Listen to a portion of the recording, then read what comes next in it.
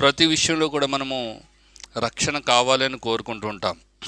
ఒక ఆపద వచ్చినప్పుడు రక్షణ కొరకు ఎదురు చూస్తుంటాం. ఒక సమస్య వచ్చినప్పుడు రక్షణ కొరకు ఎదురు చూస్తుంటాం. ప్రతినిత్యం కూడా మనకు ప్రొటెక్షన్ అనేది కావాలి.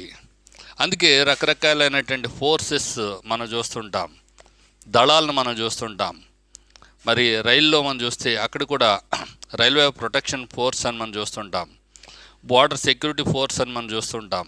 ఇలాగా ఎన్నో దళాలను చూస్తూ ఉంటాం. అయితే ఇక్కడ చూస్తే ఇక్కడ గమనించినట్లయితే ఈ రక్షణ అనేది మనుషుని యొక్క ఆత్మకు మరి సంబంధించినటువంటిది.